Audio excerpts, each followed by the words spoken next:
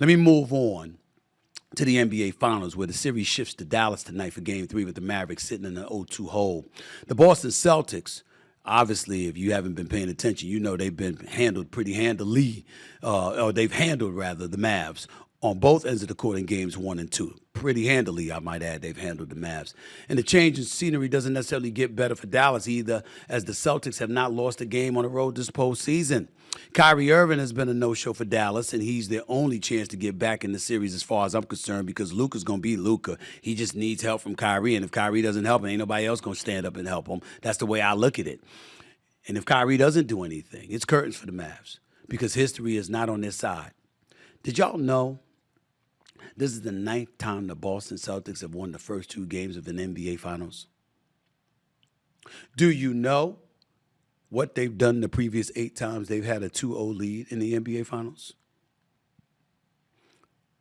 They've won and have never been forced to a Game 7. None of those times. So let's keep that in mind. Kyrie Irving has to show up. Kyrie Irving has to figure it out. A lot of one-on-one, pressing a little bit, being a bit extra. But let's also understand that we got to give the Boston Celtics a little bit of credit, because they've got size at every position. Derek White is a legit 6'5", so is Drew Holiday. Jaylen Brown's a legit 6'7". Jason Tatum's a legit 6'9". Porzingis is 7'3". Al Horford is 6'11". Every damn place Kyrie turns, there's a bigger, taller, longer body on him. Now, in the past, he's been able to have his way with an abundance of opponents, but rarely are there opponents where you have such defensive prowess that you don't even have to double or trap. You can simply switch and make sure a body is in front of him at all times. Jason Kidd is going to have to figure things out. He's going to have to figure things out. But I also think that although primarily Kyrie Irving is the culprit when it comes to their offensive woes in this series thus far, he ain't the only culprit. Now, you've got a P.J. Washington, my brother, show up.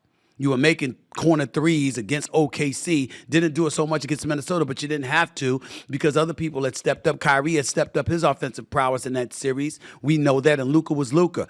There's Derek Jones. I mean, you hit 1 3, and then after that, there's an APB out for you the rest of the damn game. What's up? You got to step up.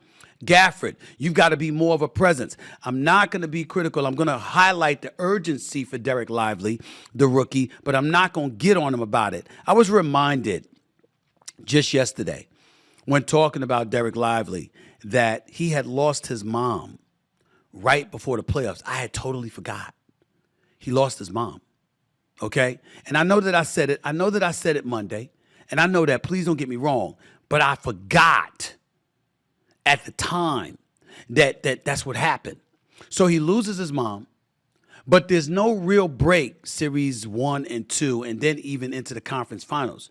His real break was when they had the week off prior to the start of the NBA Finals. That means he had idle time.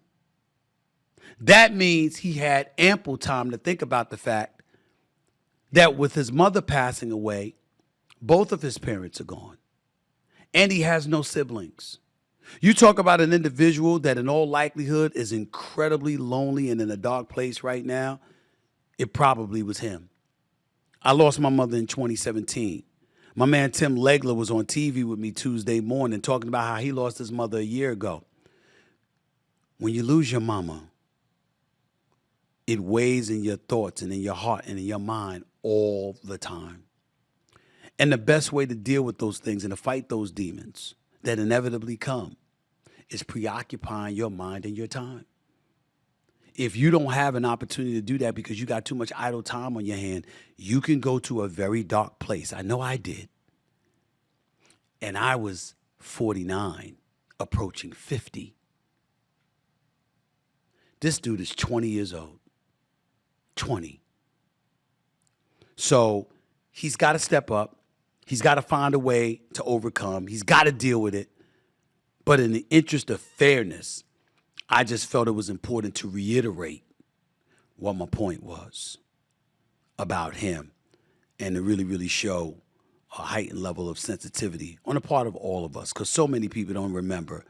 He just lost his mind right before the start of the playoffs. Still in all, the Mavs better get it done in Game 3. because I don't think there'll be a game 5 if they don't.